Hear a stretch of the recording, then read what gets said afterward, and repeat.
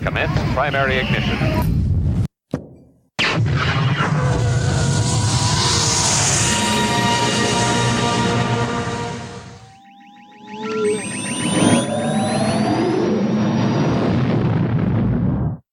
Hello and welcome to episode 161 of The Usual Podcast, a podcast where we discuss all things geek and pop culture. I'm your host, Marshall, and with me is my co-host, Will. What's up, buddy? How you doing? God, it's still such a cool intro. I'm so happy about that. I know. Thanks, Mitchell. You're the man. Totally. Thanks, Mitchell, who's going to a great school in the Midwest. Yeah. Hope you're doing well in college, my friend. And so here we are, enjoying our usual frosty beverages. What you got, buddy? Or our less than usual frequently. Well, now. here we are. We haven't been around in a while, but we'll get to that in a minute. Earlier for dinner, I had a Widmer wheat Hefeweizen. Tonight, I'm drinking a North Coast Brewery, a local beer of Scrimshaw. It's a Pilsner. Nice. And I'm back to my old standard, Sierra Nevada hazy little IPA, hazy little thing, IPA, excuse me. And yeah, man, I'm enjoying our time. We haven't done this in a long time, and No. we'll talk more about why in a couple minutes. But Oh, no, because I haven't told the big news. no, you haven't. Oh, it's big. But Wah! before we get started, if you have comments or questions, you can find us at theusualpodcast.com. Email us at theusualpodcast@gmail.com, and find us on Facebook, Instagram, Twitch, YouTube, and all the places you love. We're not doing the show live this week, but it's okay. It's all going to be fine. I'm at Darth Pops on Twitter. Will is at I'm Will Griggs, and find us on all your favorite podcatchers. So, my friend, we're back. I shortened up the beginning thing a little bit. You did a little bit? Yep. It's going to be fine. It's tight. Yeah, it's tighter. But thanks to all our drinking buddies. Thanks to everybody who's been supporting us, even though we've been far from consistent, but that's okay. Because we've had a lot going on.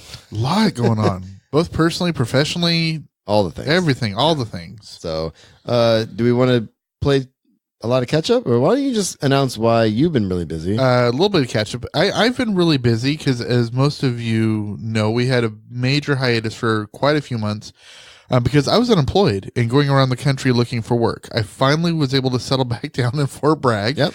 And I got a job at a local elementary school where I was working in the special ed department. And all of a sudden, the school administrator, the superintendent just shows up in my class one day and says, "Hey, you're going to be teaching math from now on." I'm like, "All right, what does it pay?" It pays more than you make combined at all your three jobs. I'm like, "All right, when do I start?" So for the last 3 weeks, 4 weeks technically, I've been teaching middle school math to a whole bunch of 12-year-olds. And so I've been just busy as all get up doing that. Well, and man, honestly, that's where I got my start. My first full-time teaching gig was middle school language arts. Actually, I meant to ask you, I think I'm in your old classroom. What room? I was going to ask you. I'm right next to, so by the library. If you walk down that hallway, library is on the right. You go straight, and it's not the first door on the left. It's the next one. It's the one you go straight into. No, that was the guy next to me. Okay, so you didn't have the one with the door in the back. No. You had the one next to it. Yes, the one next to it. That's mine. Oh, nice.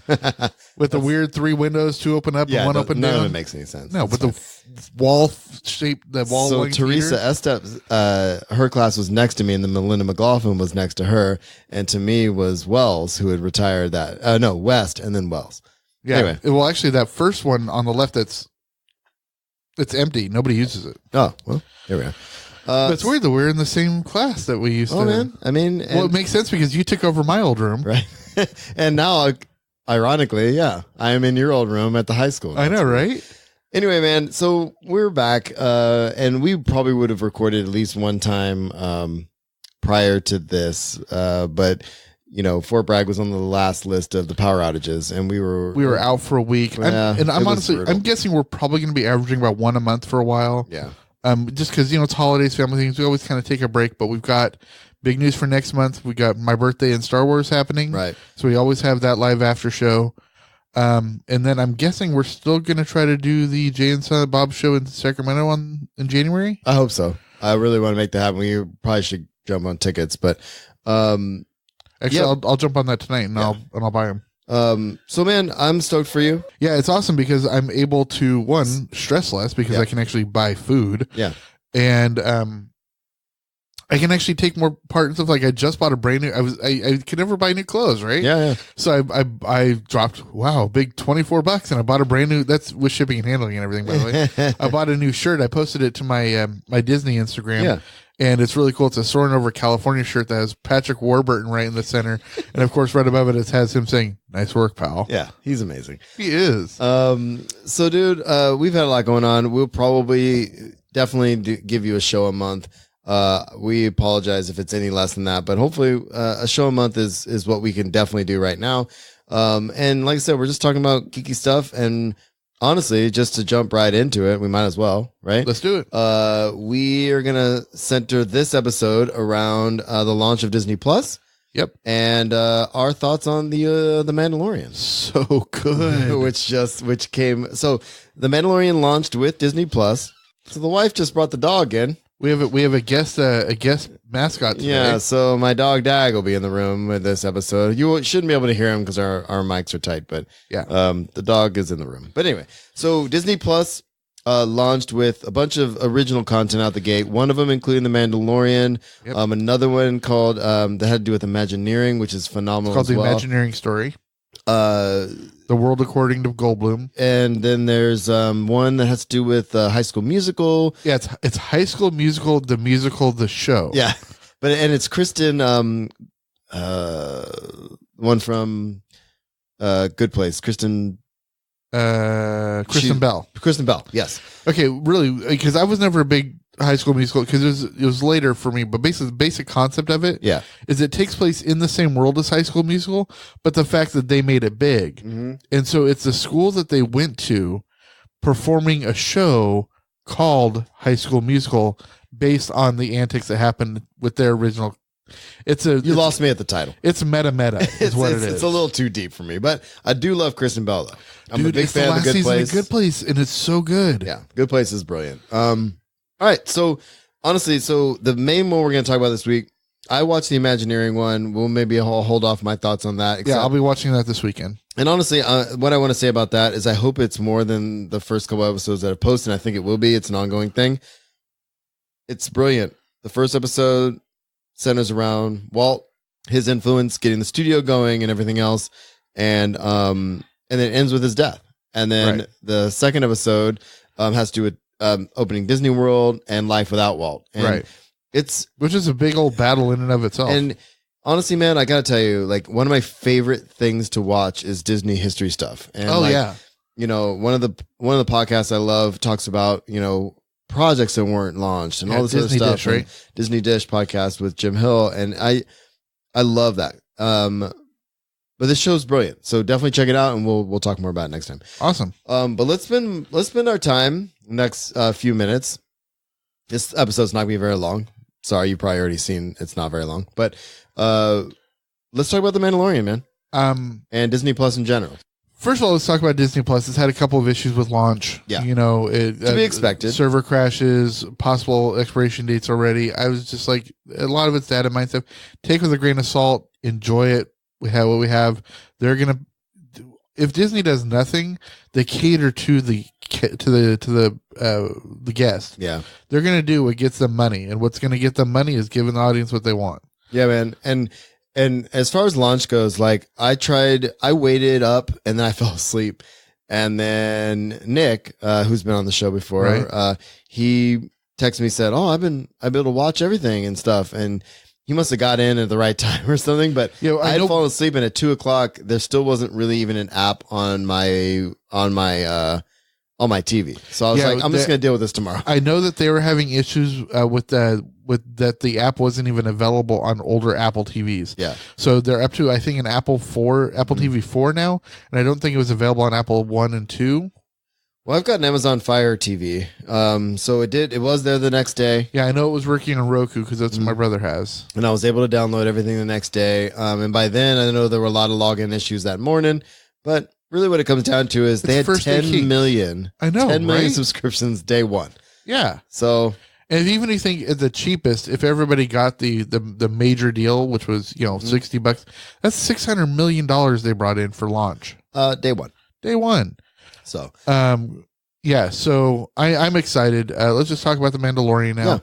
Yeah. We know it's executive produced by Jon Favreau. He's written the first 2 episodes. I think he's writing all of them. Okay. He's at least doing the story for it, but he's having guest directors for all of them. So the first director was Dave Filoni, who is the creator and director for Rebels, Clone Wars, and Rebels. And I love seeing his name at the end, and seeing him and Favreau's name at the end on that. I was like, oh, and it was fantastic. So just the entire vibe was great.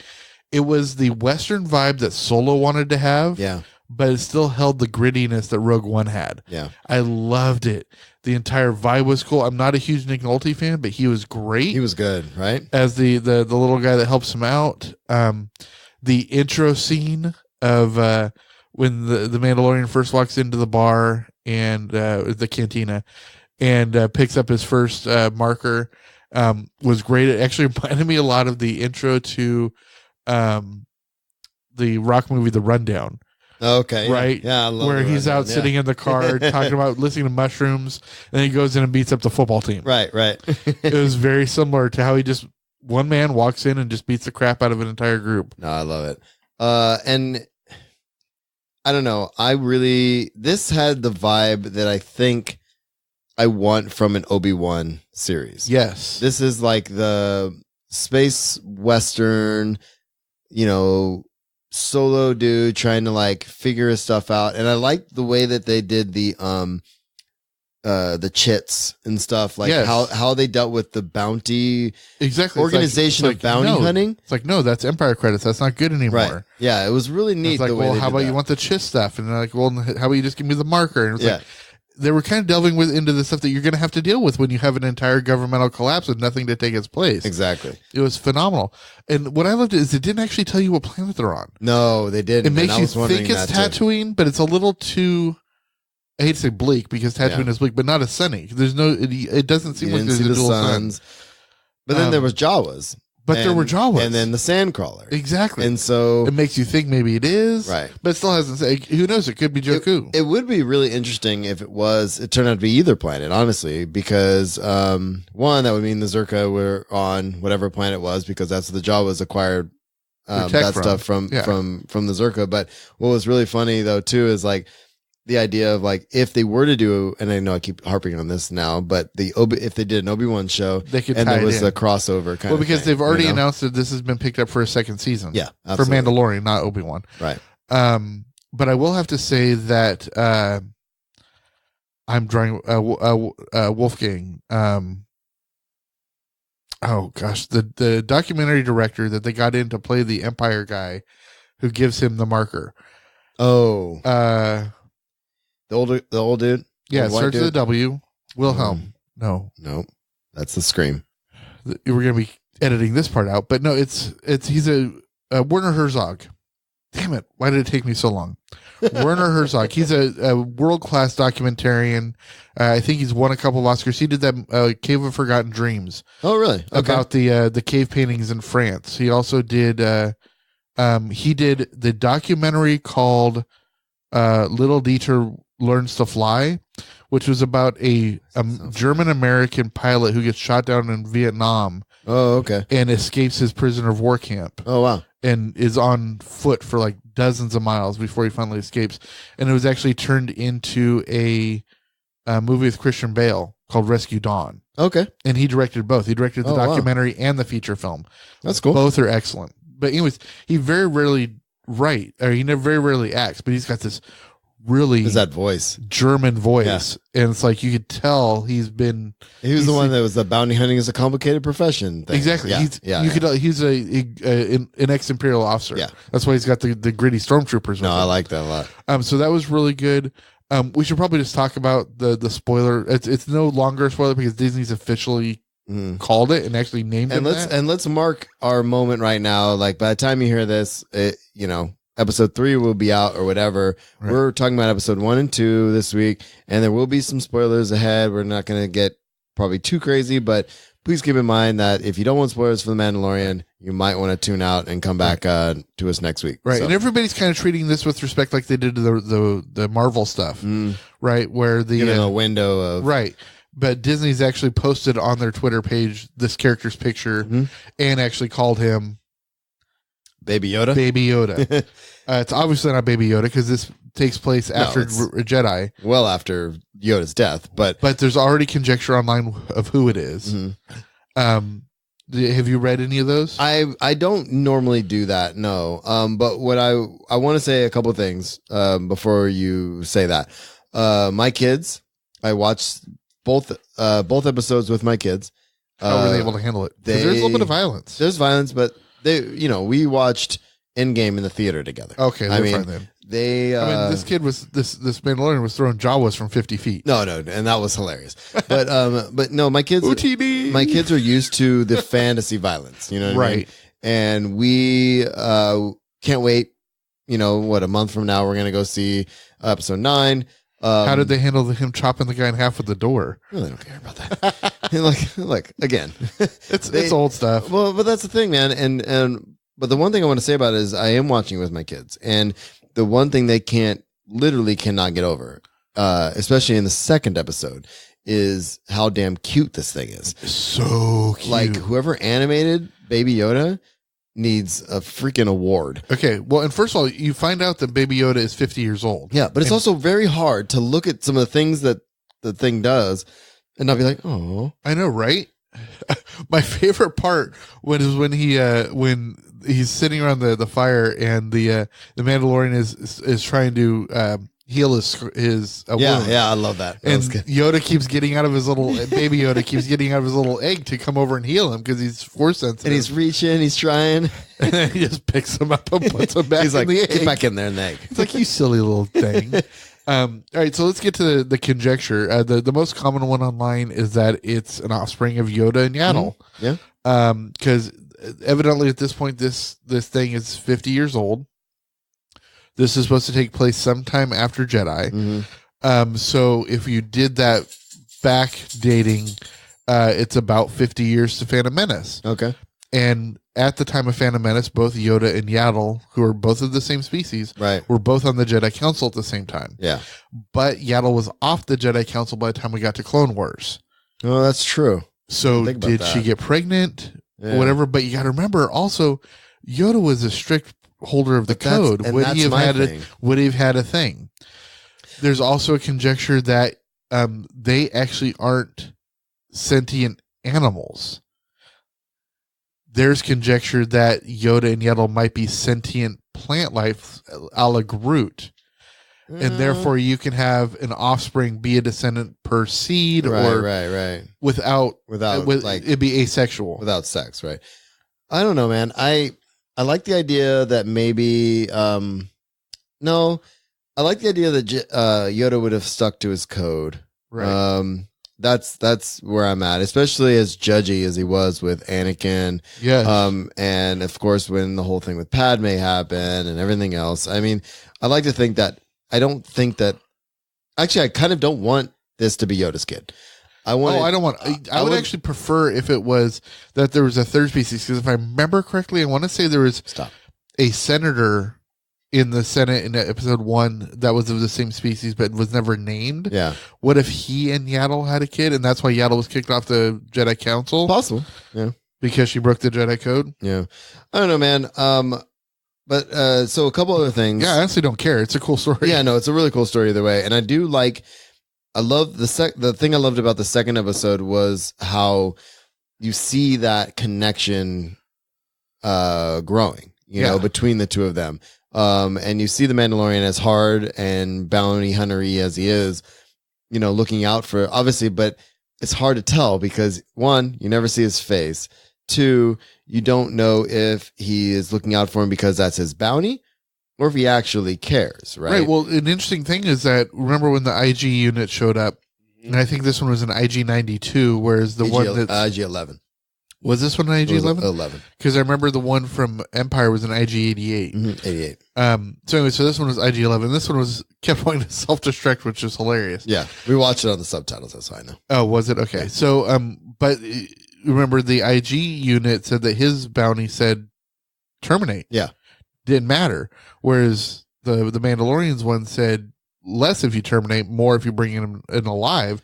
So every other bounty out there is terminate except for his. Exactly. Well, that's what you assume. Right. Yeah. So that would be really interesting. But it makes you wonder, did he do it to save the bounty or to save the value of the bounty, right, or to save the species? And I think both those things are probably muddy right now. Right. But I think as we go in a couple episodes, I think especially once they start talking about the Force and stuff like that, like also my kid's favorite character is the I Have Spoken. Oh my god. The Nick Nolte character. Oh my god, he's so good, dude. So good. They're like, why does he keep saying that? Why is he? It's like, I don't know. I say that stuff to my students all the time. It's the end of the conversation. I've spoken. I'm done. That's it. There's nothing more you can say. I've said the things. It's all done. I love that. It was so good. So man, I love that this is the start, and they chose, I feel like, so well. They chose so well to figure out, okay, we can start Disney Plus with anything. Right. We're gonna have, Captain Marvel. We're gonna have the whole vault. We're gonna have all this stuff, and they said, and everyone's like, oh well, there's Star Wars fatigue. There's Star Wars fatigue, and they're like, screw that. Yeah. We're giving you good Star Wars stuff. Not only that, like Star Wars, I think, in my opinion, I know we've only had nothing really but movies and animated series. There's never been a series. But when you have a series and you can tell a long form story like this, I feel like that really fits folks, especially fans of Legends. The Legends, for example, like there's the Fate of the Jedi series is like 8 or 9 books or something. And it's like, this long form storytelling only works in a world this big, only works in a TV series where you can mess with it. Exactly. Like that, and you know what I love about the idea of a streaming service like this is since America's gone to a streaming concept, their TV show models have started to mirror Britain a lot more. Yeah. Right. You're starting to get a lot more 10 episode series. Shorter stuff. Yeah. And they'll run all together. They'll either run 10 straight weeks or like what Britain does, they'll run like 8 straight days and then you don't see it again for a year and a half or something like that. Yeah. Right. Mm-hmm. Or they'll decide to do a mini series. It's just 2 or 4 episodes or 6 episodes, whatever. Imagine if they were to do something like Heir to the Empire as like a 3-night, 2-hour-a-night spectacle. Right. Just to blow us away for it and then do something 2 years later or something like that. They have so much stuff that they can do and do it that way, which I love. Well, the stuff they've already announced, though, too, is what I'm excited about. I mean, you have other Star Wars stuff, Rogue One, that kind of thing.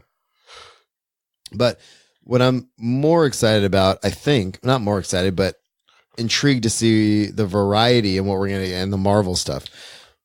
Right. Well, in genre, within the universe. Exactly. So, like WandaVision, for example, there's an article I saw, and granted, guys, if you go to the show notes, it may not be there. It's supposed to be a short episode. It's really freeform.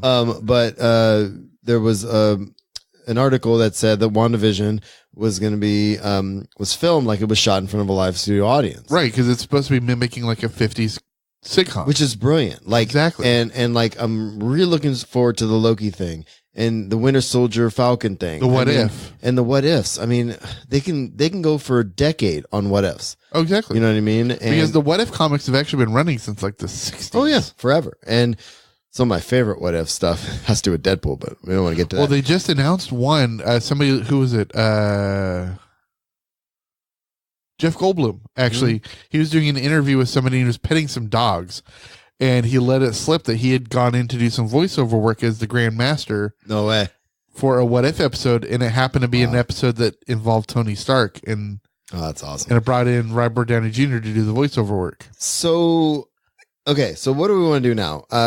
As far as The Mandalorian goes, I can't wait. Next episode's tomorrow night. I'm on board. Yeah, and man, it's fun. It's gritty.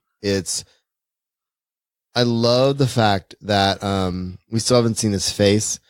Yep. There's a lot Well, we never saw Boba Fett's face. Right. And also I like the opportunity to flesh out the Mandalorians more. Even, I mean, I think the most info we got from the Mandalorians was probably in Rebels in canon. Right. Right. So going forward now, we're going to get more canon Mandalorian stuff. I mean, and this really can go anywhere. Again, we don't even know where these people are. So I'm super stoked about it. I think it's a really strong start for original Disney Plus content. And like I said, there's other stuff that I'm watching on Disney Plus that's amazing as well.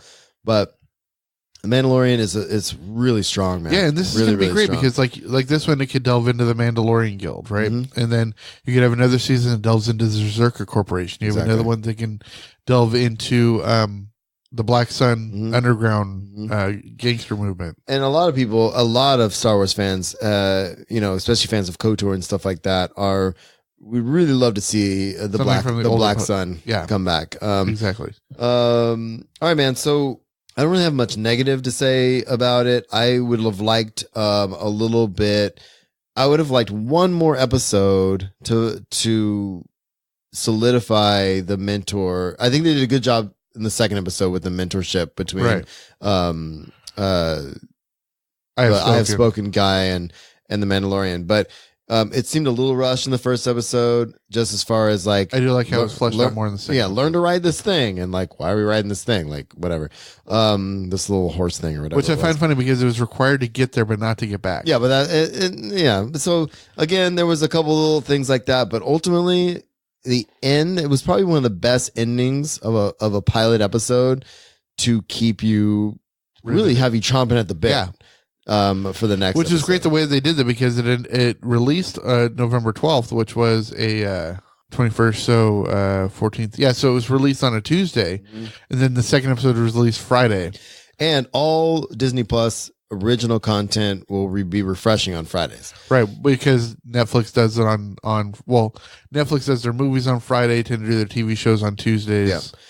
So every Friday, and it works out well for my family. We do our pizza movie. Night, every Friday, and the kids were stoked. They didn't know it was happening, and so Friday I was like, "Hey guys, just guess what? Turns out the Mandalorian is comes out on Friday." It's like, what? Because we had just watched it on Tuesday night, right? And they were amped. So that's stoked. Awesome. So I would say the only critique I have, and this is just personal, is I'm not a big fan of the closing credits of each episode.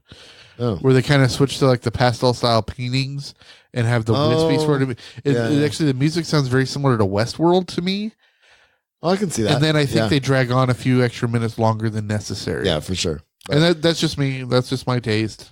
And I did think there was enough intriguing things here, especially in the setup with why these stormtroopers are still here and they're all jacked up, but they seem to be following this guy. And why does this guy want this little Yoda? From a little spoilers that I saw earlier, is later in the season we'll see a different sect of stormtroopers that are like pristine. Oh, okay. Like the Werner Herzog group is like taking it gritty. Yeah. Whereas this other group is like trying to keep the Imperial ideals and up. Keep it all up. Okay. And so it should be kind of interesting to see these two factions of former Empire people. Yeah, for sure. I've been playing Fallen Jedi. Oh, right. How is it? And I'm just gonna really quick impressions. First of all, I bought it on PC. The controls suck for PC. Honestly, like they're really not great. It's geared for a controller. It really is, and it actually took me a while to keybind things and make it right. And then I just said, screw it. Bought an Xbox 360 controller. Sadly, I got the end spoiled for me from someone in a Discord channel, but that sucks. It is what it is. But the one thing I do really like about the game is the story's great. You see characters from Rebels and stuff like that. Oh, really? So it takes place after Order 66. And so you see the Inquisitors, basically the second sister and that kind of thing. And it's really cool. And I don't want to spoil anything. The gameplay's fun. I feel like my only criticism right now of it, visuals are amazing. Once I got the controller, the controls are a little more fluid, but my major issue really is the huge difference between story mode and the next level up. Like it really relies very heavily on parrying. And so like you have to time it, and it was almost impossible on, with a mouse and keyboard. And then once now I'm trying to get used to the controller part. So I don't like playing things on easy mode. And so I was trying to play it the middle one, but I just kept getting killed by like these things. And like, I was dying so much. I was like, so then I rammed it down, finished the fight and tried to ramp it back up. And then now I'm just on story mode right now because I got to get the controls down. But I'm not terribly far in the game. I have some friends that have beaten it already. And there's some really cool stuff in it. The story's great. It's beautiful. And it's nice to have a single player RPG again, honestly, in the Star Wars universe. That's canon. Yeah, So. personally, I was able to upgrade the RAM on my computer recently, so I'm back to playing a little bit of SWTOR. I started playing Onslaught. Onslaught, thank you. The newest release, Onslaught. And I played the first half of it, and it's a lot of fun. I'm actually playing it on a higher visual level, which is great. I'm hoping to be updating my internet over the next couple weeks, and so maybe over Christmas I'll probably buy Fallen Jedi and start playing that. Yeah, like I said, it's really cool. Well, this is coming from somebody. I never played KOTOR. Yeah. I never played KOTOR or KOTOR 2, and I just jumped into SWTOR. It has kind of a Star Wars Mass Effect feel for me. A little okay. bit, which is good. It's like that third person kind of over the shoulder, but the worlds are really vibrant. It's there's some platforming issues. Gotcha. Climbing around and stuff. It's I don't think it's gonna be for everybody, but the story's compelling enough. Visuals are great, and I'm having fun with it. And now that I have the controller, it's like I can just sit back in my chair and play it, and I don't have to think about like, oh, what did I program this button to? Right. You know, and that kind of thing. Little bit of a quick flashback. If you remember when we were still in beta mode on SWTOR, is what 7 years ago now. Hey, we were playing we were on Hutta, and we were trying to go get that Datacron, which is over on the pipes. Oh, right. And we spent literally like 2 hours of me trying to platform this thing, even though it's not a very hard platform. And you're like, why isn't this working? Why isn't this working? And you finally asked me what my FPS was. I'm like, what the hell is FPS? And he said, hit these keys. And like, what's your FPS? I'm like 1.7. And he's like, are you I was like, no wonder you can't jump. You don't know where you're going before it renders. Exactly. It's like I was jumping. It would render. All of a sudden, I'm in the water. Yeah. It took us a while. And then I remember I got the upgraded video card, and it was playing, and it was like, oh, this is what it's supposed to look like. Oh, man. Well, I'm glad we got to do this, man. We got a show out this month. I'm really stoked to see where they go with The Mandalorian and Disney Plus. I'm having a wonderful time with it. Fallen Order, I'll report back next time, and I will be diving into SWTOR next week as well because I have some time off. I'm going to do some writing because I'm deep in NaNoWriMo, but I am trying to catch up on all the things between the power outages and real life. It's been a rough few weeks, man. So I gotcha. I'm glad we're back behind the mic. It's always fun. Yeah, but we're going to end it here. So unless you have something else. I just want to say, please remember to follow me over on, you can just search Daily Dose of Disney in any of your social medias, or just literally look it up at Daily Disney 1923. I hate to break this bomb. I told Marshall at dinner that my followers on Facebook has actually eclipsed usual now. Oh, good. I'm happy about it because we've been around forever, and it's important that the new stuff.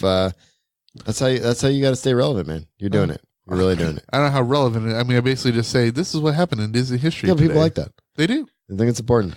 Also, the next episode you hear, if you don't hear from us before that, will be a reaction show to episode 9. Yes. Hopefully we'll get one show before that, but we have Thanksgiving next week and some other stuff going on. But birthday special and Will's birthday and everything else, and it's gonna be great. So bear with us. Thanks for staying with us. Thanks for listening. And I'll do the outro unless you have something else. I just want to make sure everybody has fun. For God's sake. You blew it again. Can I at least say the things before you do it? So thanks for tuning into the Usual Podcast. I'm leaving that in, by the way. If you have comments or questions, you can find us at theusualpodcast.com. Email us at theusualpodcast@gmail.com. And we're on Facebook, Instagram, Twitch, YouTube, and your favorite podcatchers. I am at Darth Pops on Twitter, and Will is at I am Will Griggs. Find us on all social medias, like and share us, and support the show. Do that by going to audibletrial.com/usualpodcast, or the best way to do it is patreon.com/usualpodcast. And other than that, dude, you got anything else? Have a fun, because I won't, because obviously I can't get my timing right after a year.